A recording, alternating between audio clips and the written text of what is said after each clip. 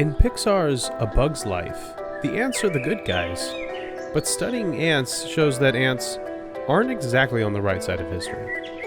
If you didn't already know that the bug world was a brutal one, the habits of the slaver ant should clue you in. An entire species that completely depends on the subjugation of another is par for the course in our fallen world, but it's just how the slaver ant survives here in life, death, and taxonomy.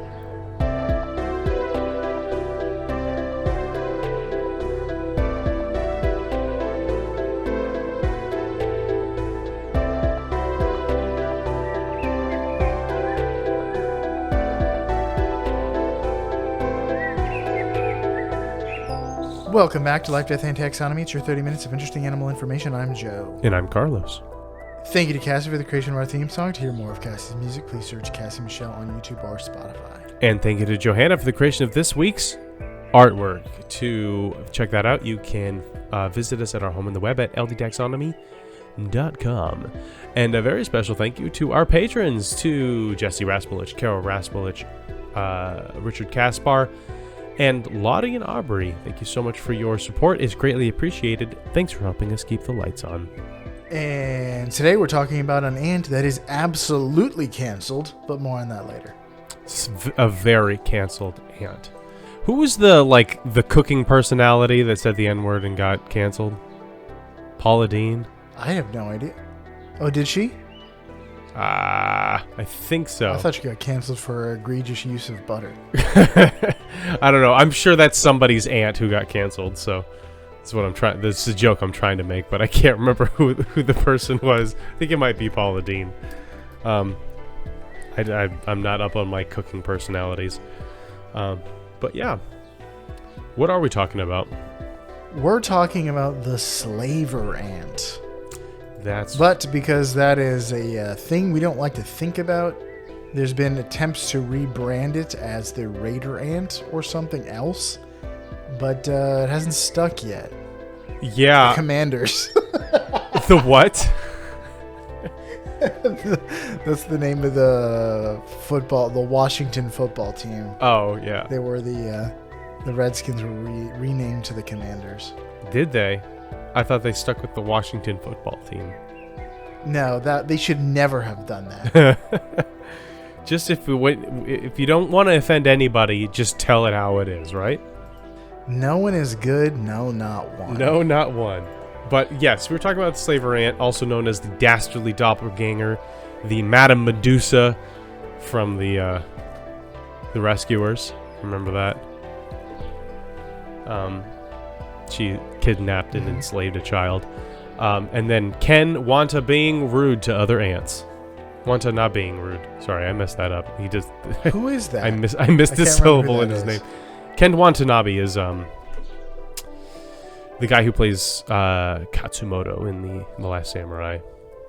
Oh, that's right. He's the guy who looks almost... Is he also... Let them fight? Yeah, he's the guy who looks almost directly into the camera during the Godzilla movies and says, let them fight. Gojira. He's also, he's the fake Ra's al Ghul in Batman Oh, Begins. that's right. He has like two lines. He looks the same in all of those movies, too. Because it's the same guy. I know, but I mean, like, they're also 15 years apart. Oh, yeah. I mean, so does Christian Bale. He doesn't age. He looks the same he looked the same in 2005 as he does now. Tom Cruise also. It's actually been a little while since I've watched The Last Samurai, but like, man, that movie came out in like 2001 or something like that. And you compare that to like the newest Top Gun, and it's like that. There's no way these are 22 years apart. That's the power of Scientology. Yes, that is the basically an anti-wrinkle cream. It's the everlasting elixir of paying your way to being an alien god. Yeah, that explains. That's a lengthy explanation of that nickname. Point is that Ken Watanabe played a samurai in The Last Samurai. which will become relevant as soon as we talk about the binomial nomenclature of this animal. Would you like me to? Yes. Please, so that people stop being confused. It's in the kingdom Animalia. It's in the phylum Arthropoda. It's in the class Insecta. It's in the order Hymenoptera. It's in the family Formicidae. We're getting into ants here. Subfamily Formicinae or Formicinae if you're a moviegoer. And Or it's in the genus Polyergus. And the binomial name is Polyergus samurai. I mean, there's slaver ant is pretty much everything in the genus Polyergus. But, I mean, if I'm going to choose one, it's going to be the one where the species name is samurai. Yeah. So, since we're in the business of naming things, it's time for my favorite part of the show, nitty-gritty nomenclature. Okay.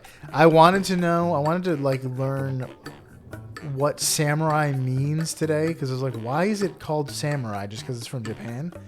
And but I did not. I refrained because like we might be doing nitty gritty nomenclature. I will refrain from learning that information. Okay. There's a line in The Last Samurai that spoils this. So if you remember that line, you will get this answer correct. I don't yet.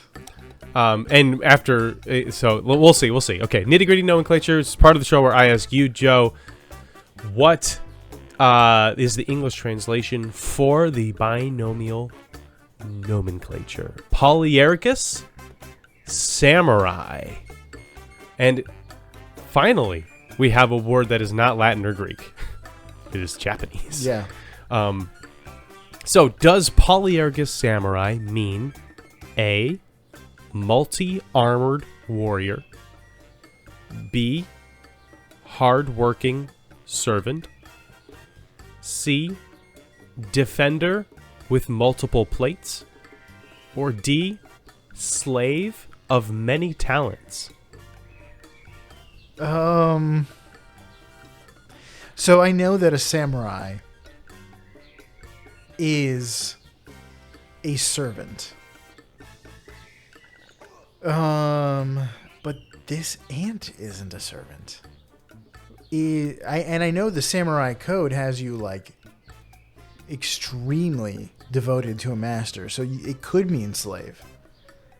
I'm gonna go with a servant one. Final answer. Hard-working servant. Final answer. No, the slave one, slaver one. Slave of many talents. Yeah. Final answer.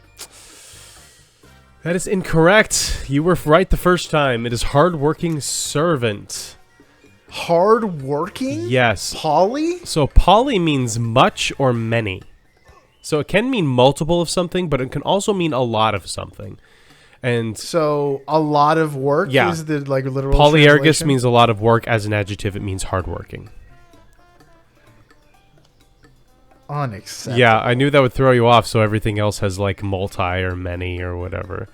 What samurai means, samurai is actually a verb that means to serve, but it is used in Japanese as servant.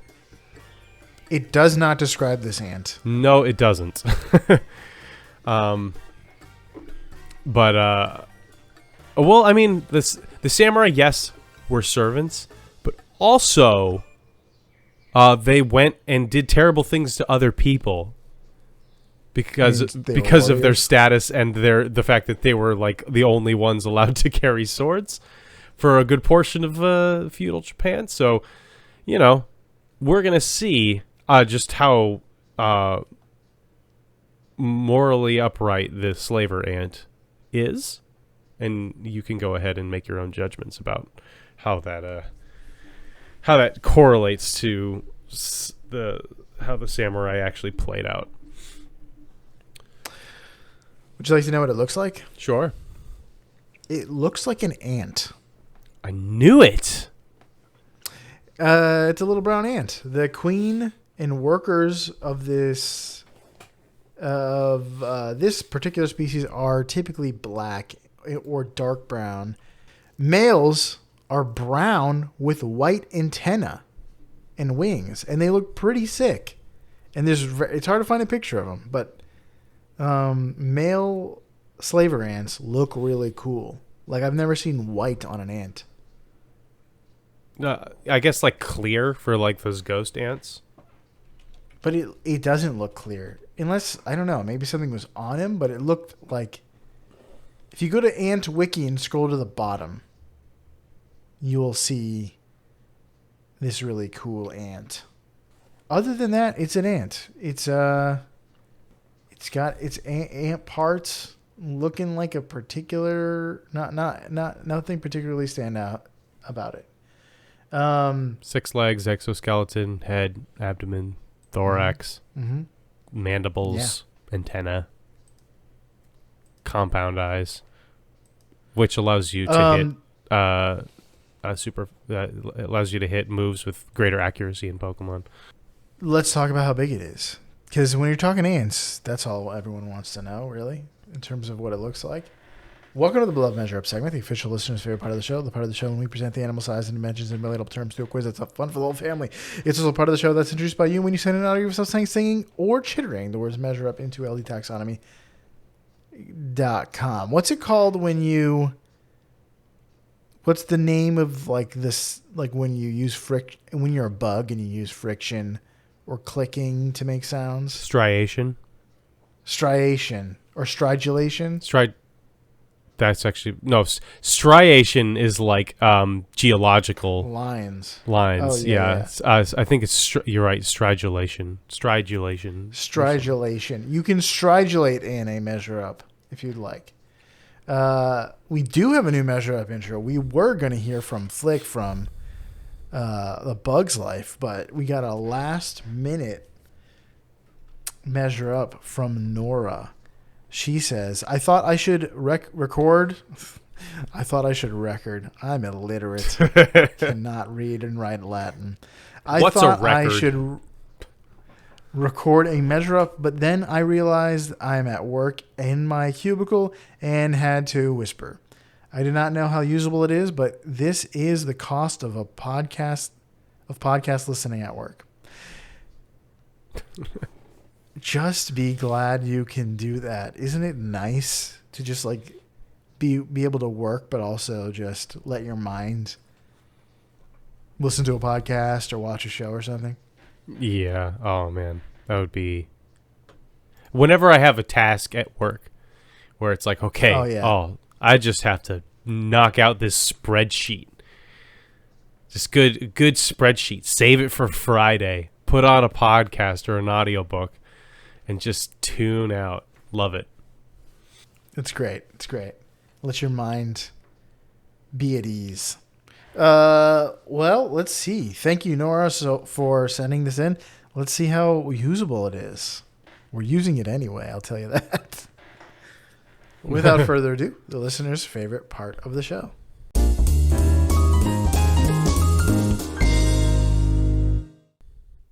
Measure up. Kid, did you hear that? Yes, I did. I think that's perfect. I don't think we've ever had a whisper one, so that's good. That was very clandestine. I bet you nobody heard it.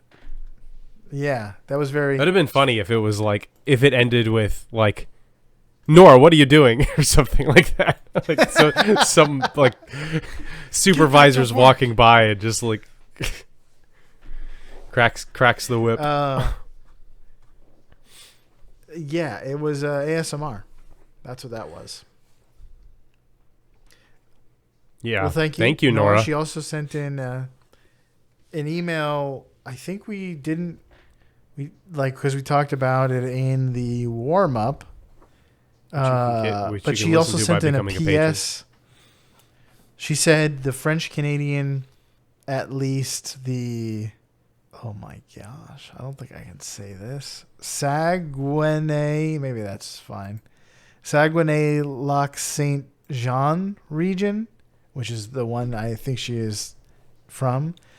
The French-Canadian word for a marmot is siffleux, which is whistly, not whistler, because that would be siffleur, and that would make it too much sense. Just a whistly. Look, it's a whistly sitting on a rock eating a sandwich like a person.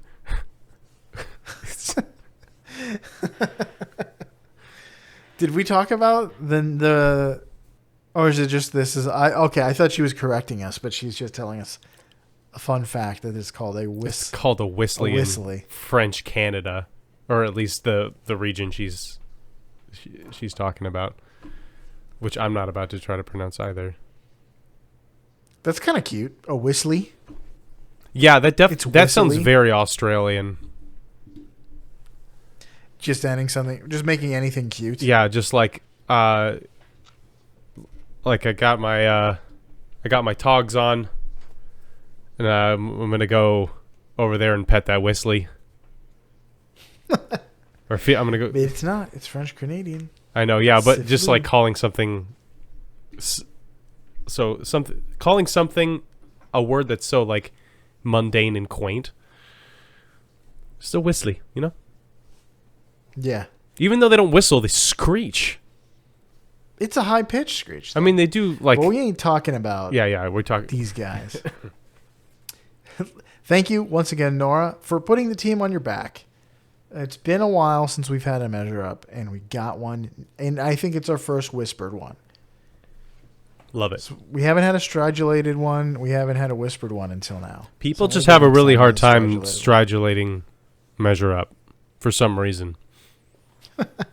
when people Morse code is technically kind of like a stridulation. When people rub their legs together, the words measure up just don't come out very, very easily. Let's talk worker length. They're 7 millimeters, which is 0.27 inches in freedom units. So how many worker ants go into the highest altitude by an air-breathing jet engine? Sounds like I'd have to slay it. It's an air-breathing jet engine living in that cave, terrorizing the townsfolk. An air-breathing jet engine, I think, means that the jet propulsion comes from air, rather than I guess rockets that go to space. It's fire. Fire is an oversimplification of what comes out of a rocket, I assume. But I mean, if it's anything like a normal combustion engine, they have to mix the fuel with air in order to get it to combust the way it needs to. So everything is air breathing. Exhaust in the jet propulsion. What's coming out that's gonna push this jet? Here's a hint: the highest altitude for an air-breathing jet engine was the military's Lockheed SR-71 Blackbird. The Blackbird is a long-range, high-altitude reconnaissance aircraft capable of traveling at more than Mach 3.4. And I realized that you now have all the pieces to do the math. And I figured if you remembered the speed of sound and were able to multiply it by 3.4, you deserve the win. Wait, no, you asked for the altitude. Oh, you're right. Yeah. The next one. The next one's going to have to do it. Okay. So you're just looking for the altitude. Because, yeah, I mean... I was getting confused with the next one. Okay, well, I guess... Mach is a measurement of height. What are you, Han Solo? You're just getting your measurement, your parsecs wrong? Okay, well, I know blackbirds can go pretty high. Used to be when I was a kid, I had a little toy blackbird, and it was because it was the fastest one, and it also looks awesome. That's just it does look awesome. If it was the fastest one and it looked dorky, then it wouldn't have been my favorite. But man, that's just the perfect combination. I mean, it goes out into the the curvature of the Earth. You can out into the exosphere. It looks like a Star Wars Episode 1 spaceship.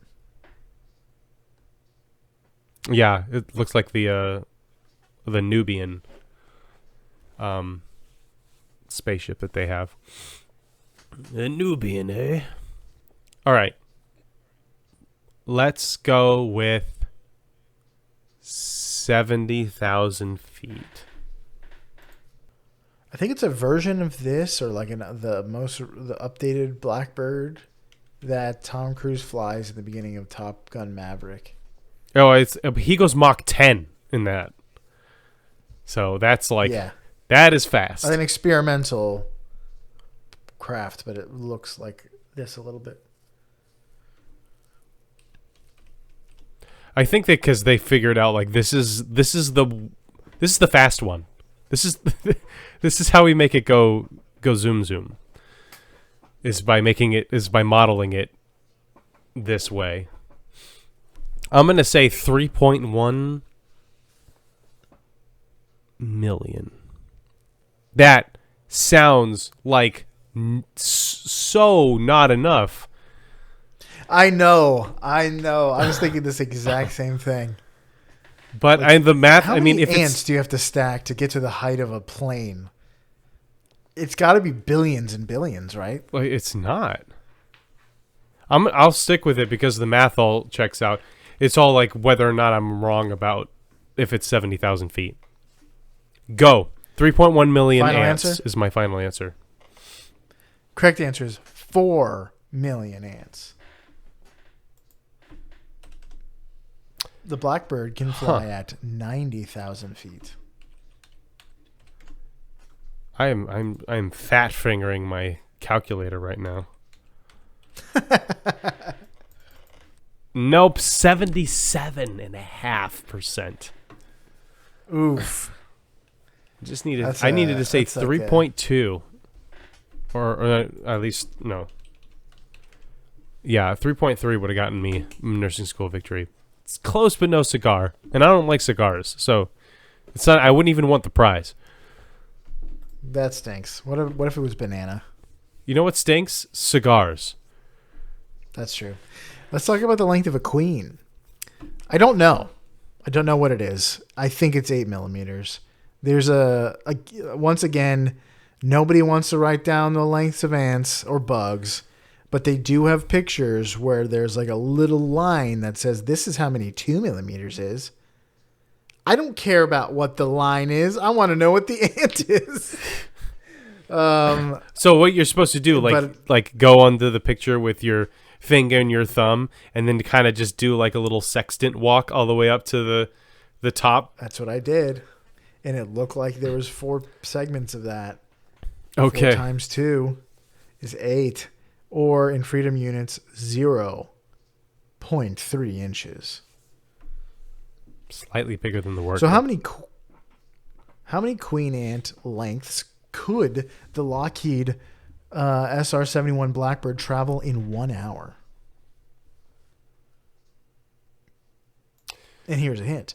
The Blackbird's top speed was set at 3.4 in a test flight. However, Major Brian Schul reported a speed of more than Mach 3.5 on an operation while evading a missile over Libya.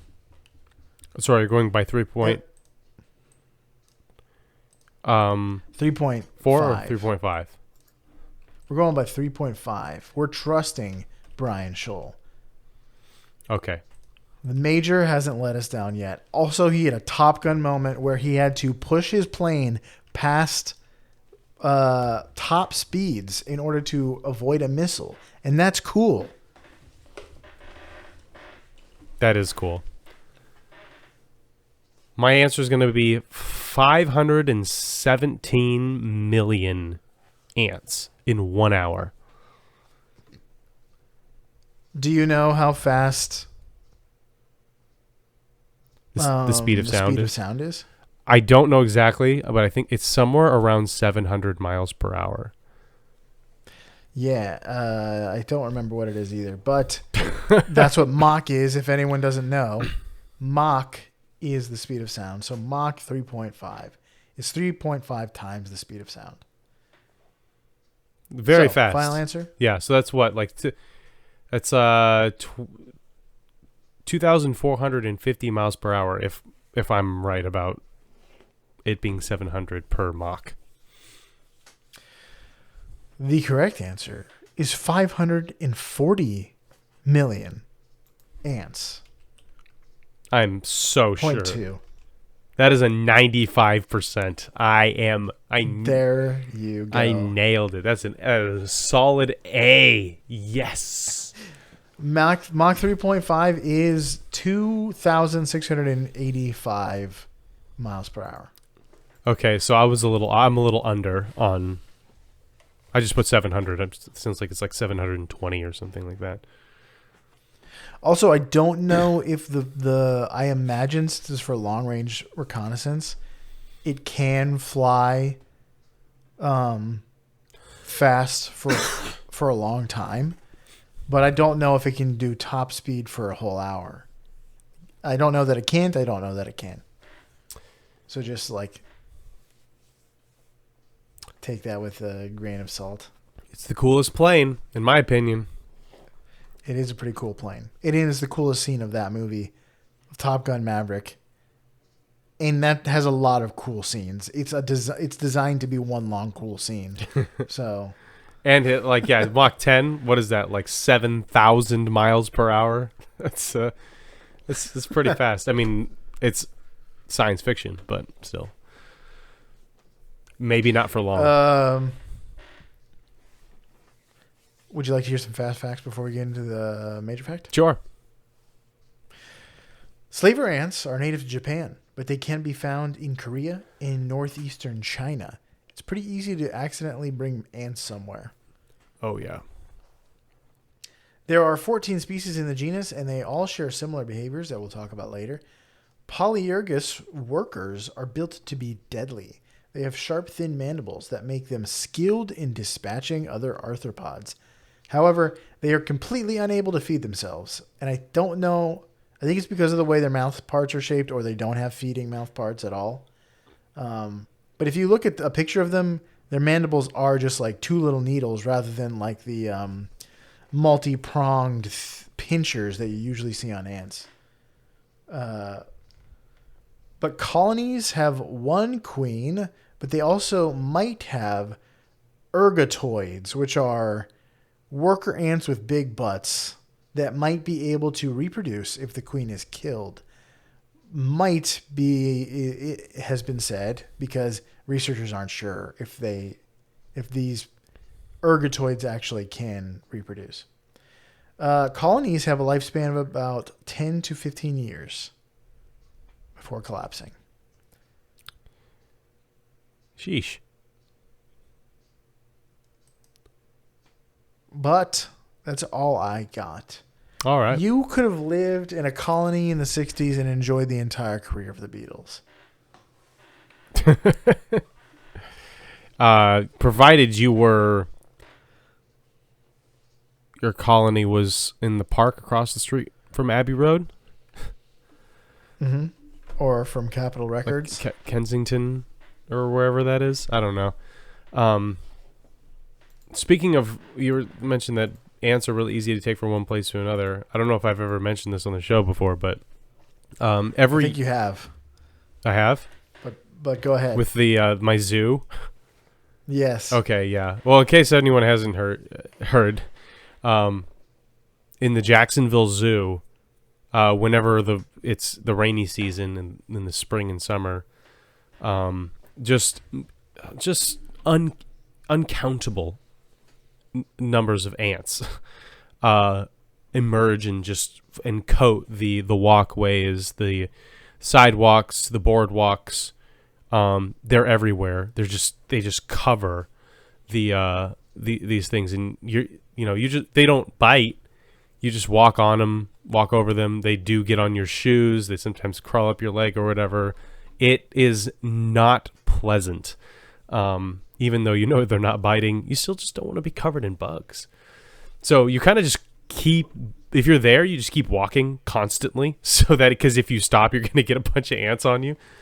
But apparently they're an invasive species brought over in a ship that just had some I don't know what they were bringing over, but the zoo employees were like, yeah, a ship just came into the port nearby with a bunch of these ants, and now there's literally no way to get rid of them.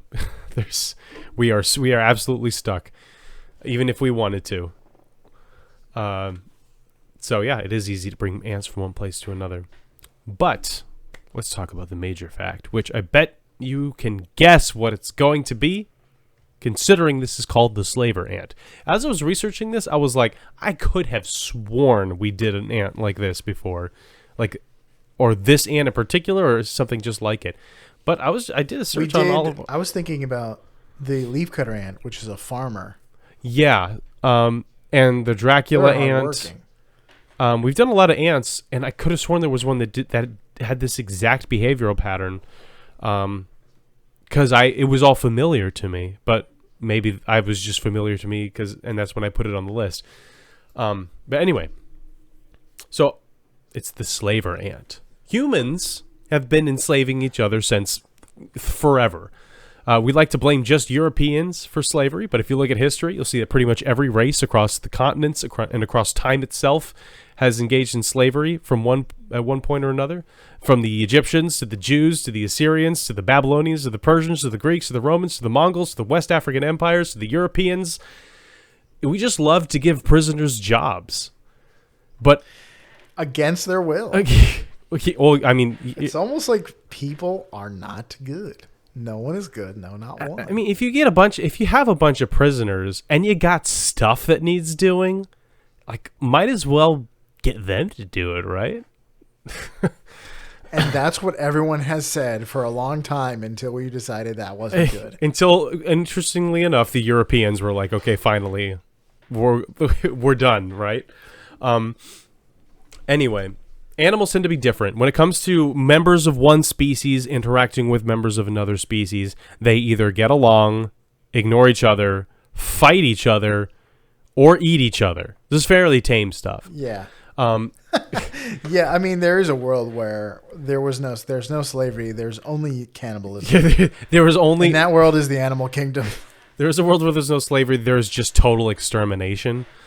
So, I don't know. If you read through the Bible or something like that, and you're just like, and the one group defeats another group in battle and takes a bunch of slaves, it's like the other option was all of them being killed. So, and there being no more Moabites for the rest of history. It's not a great situation no matter how you slice it. But anyway, in the animal kingdom, things are very straightforward. It's either we're cool, we're friends, or I kill you. And so it's just what a simple world. It is just so rare for species to dominate and enslave others. But we already know that ants kind of break the mold on this. They have been shown to be farmers. And also ranchers, just like we mentioned with the leafcutter ant episode, probably 50 years ago at this point, where they keep aphids. And I wanted to mention this. I had I've had two wildlife encounters recently. I'll start with the first one because it doesn't have to do with ants. We were walking the kids along the road, along the sidewalk, outside our development, and we passed a small pond that was completely fenced in, and inside was like a 6 or 7 foot alligator that has been stuck there, I think, because I don't know if he can get out. I don't know how he got in, but it's completely fenced around this small, maybe 60-foot pond. And he's there every single time we pass, so I'm not sure if he can get out. Hopefully he can eat a bird or two. But we kept walking a little bit further, maybe 20 feet, and I saw this snake in the grass next to the sidewalk, and my eyes followed up the snake, and I saw its head, and its mouth opened, and it hissed. and we were probably like, as I was taking this in and processing it, we were just a few feet away from it. And then so I was like, back up. And we just, because obviously, we had the kids with us. So we just turned around and went home. But it was a cottonmouth.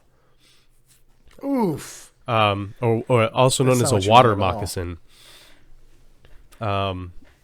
Very clearly, like all the markings, the same girth and everything. So just walking our kids, alligator on the right, keep going a little bit, water moccasin on the right. Welcome to Florida. Let's go home. Don't get bit by mosquitoes because everybody's allergic to them. The second one, the second wildlife encounter was there's also on this walk, there are these vines of ivy that go over the sidewalk. And I was going under one, and I realized it was absolutely covered in ants. And I took a closer look at it, and there were aphids. There were little clumps of aphids on this vine that the ants were tending to. So we were just talking. Just ties into what I was just talking about, that there are species of ants that will collect aphids and basically farm the honeydew that comes off of them. So yeah, they have like little pets.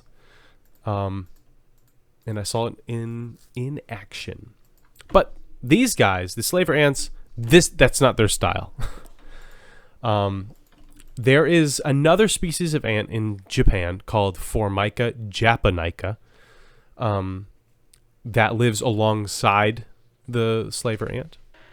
Our samurai ant, I'll call them samurai ants and Formica ants.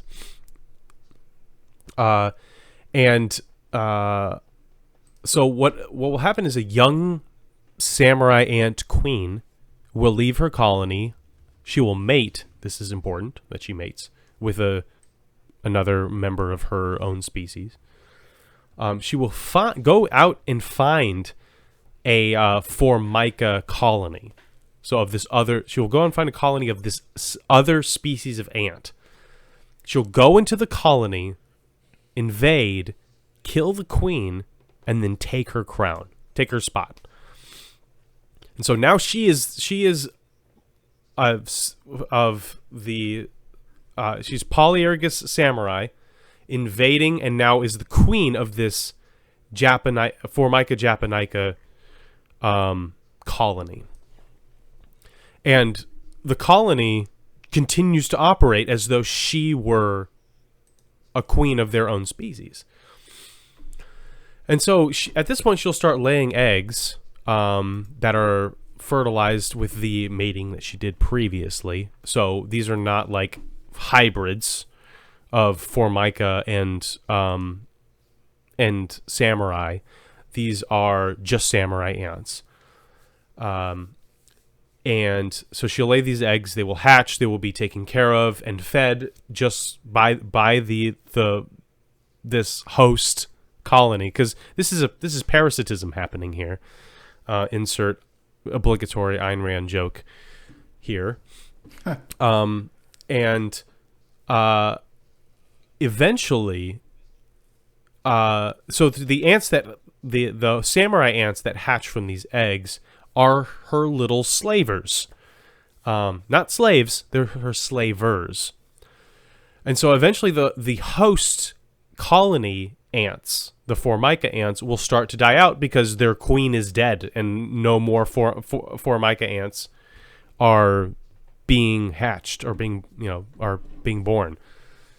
So the slavers will gain a numerical advantage, but they want to keep the Formica ants, taking care of them, feeding them, digging the tunnels, all the stuff, building the nest.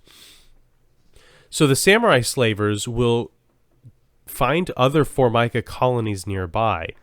They will rise to the surface of their nest, of their host nest, in large numbers, and then they'll just go over to the other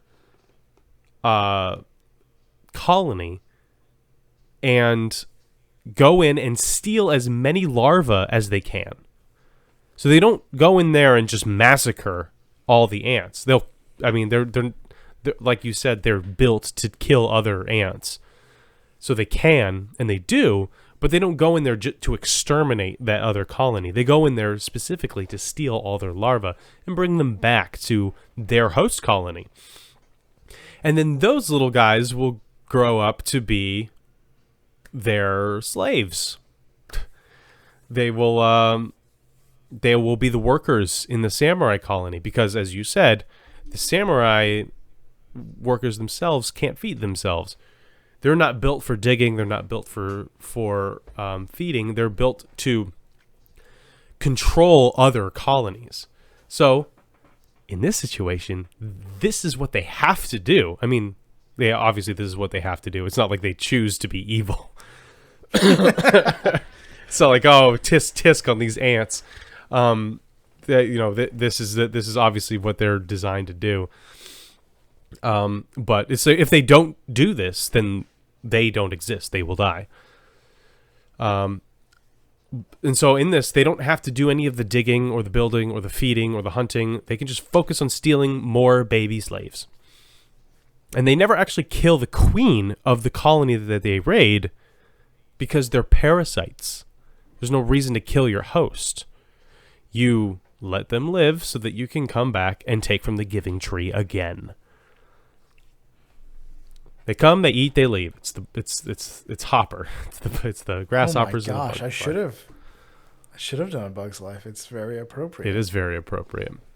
Even as I'm saying this, I feel like we definitely covered an ant just like this. I must be missing something. I hope we have not. This is not just a rehash, because I also remember talking about a video game I used to play called Sim Ants. It was just a cheap, low-budget computer game from like 1997 or 8 or something like that, where you would create a colony of black or red ants, and they would go and fight. Like you just had, there was like a yard, and you were either black or you were red, like it was chess colors or something. And your goal would be to completely dominate the other group. Yeah, so unless it's like I don't think it's the driver ant, the honeypot. No, the driver ant is because they all have, their major fact is something other than enslaving other colonies. I'm seeing a lot of ants, but none of them are the Dracula ant. Yeah, I don't remember that one. Drinks the blood of its larva. I don't remember what the major fact was for that one.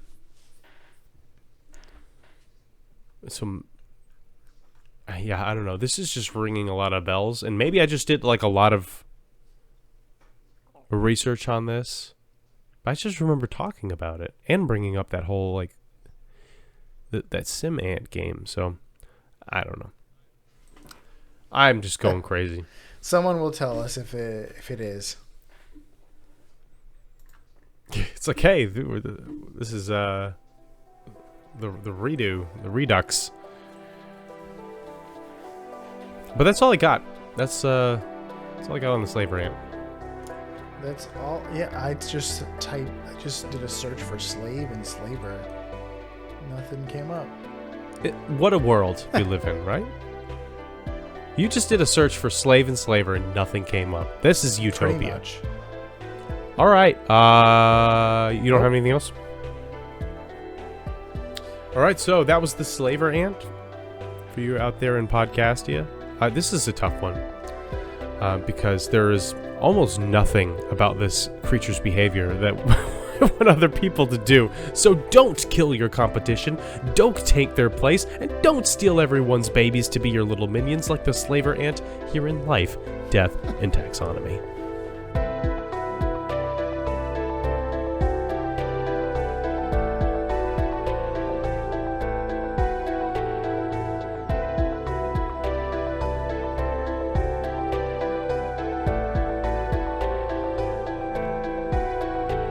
Hey Taxonomy Titans, I just want to remind you that we now have a Patreon. Patrons can see full video episodes and get shoutouts on the show. But ultimately, it's a way for you to help us cover some costs and get even better. Still, reviews are the best way to help us grow. So if you haven't left one yet, we'd really love to hear from you. As always, thanks for listening and engaging.